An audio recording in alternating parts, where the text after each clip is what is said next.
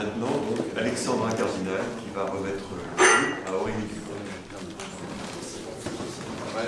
Chers membres du jury Prix-Visé, chers amis, c'est avec une immense joie et une grande admiration que je me tiens devant vous aujourd'hui pour remettre le prix Visé dans la catégorie livre de danse à une artiste d'exception, une femme qui a marqué l'histoire de la danse et continue de l'enrichir de sa passion, de son exigence et de son amour inconditionnel pour cet art, Madame Aurélie Dupont.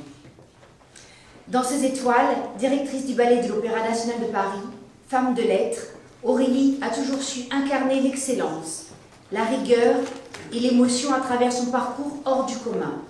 Son engagement absolu envers la danse transparaît dans chaque mot de son ouvrage, qui ne se contente pas de raconter une carrière, mais dévoile l'âme d'une artiste, ses doutes, ses triomphes et cette quête infinie de perfection qui fait la grandeur de notre art.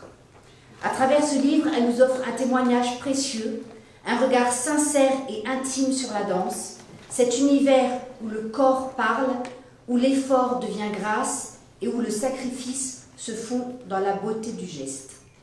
Aujourd'hui, en lui remettant ce prix, nous célébrons non seulement une immense artiste, mais aussi une autrice qui, par ses mots, perpétue l'héritage de la danse et inspire les générations futures.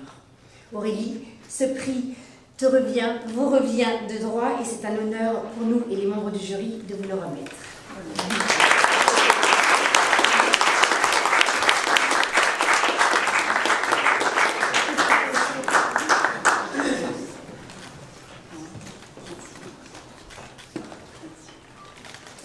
Chers membres du jury, mesdames et messieurs, avant toute chose, je tiens à remercier chaleureusement Alexandra Cardinal. C'est un immense honneur pour moi de recevoir ce prix de ses mains ce soir. J'ai toujours eu une profonde estime pour la femme qu'elle est et pour la danseuse qu'elle a incarnée avec tant de grâce et de force. Alors, être ici, à tes côtés, chère Alexandra, rend ce moment encore plus précieux. T'avais dans mes yeux. Je suis très touchée et honorée de recevoir le prix Georges Bizet pour mon autobiographie. Recevoir un prix pour ce livre est une expérience à la fois touchante et troublante, car il s'agit d'un récit profondément personnel. Écrire sur sa propre vie et son parcours est un exercice d'introspection, mais voir ce récit reconnu et célébré lui donne une dimension inattendue.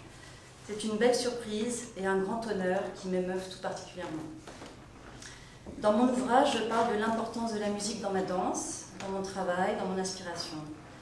Les compositeurs, les chefs d'orchestre, les chefs de chant et les musiciens ont toujours été une source essentielle pour moi, le fondement de mon travail. La musique de Georges Bizet en particulier m'a profondément marquée. Elle m'a accompagnée dans mon interprétation du rôle de Carmen et a été d'une grande aide pour traverser les moments de haute tension créative que j'ai pu rencontrer avec le chorégraphe. Beaucoup de compositeurs m'ont inspirée dans la construction de mes personnages, dans mon mouvement et mon inspiration. Ils m'ont souvent offert les mots que je n'avais pas, ou au contraire, ce silence parfois nécessaire pour laisser parler le corps.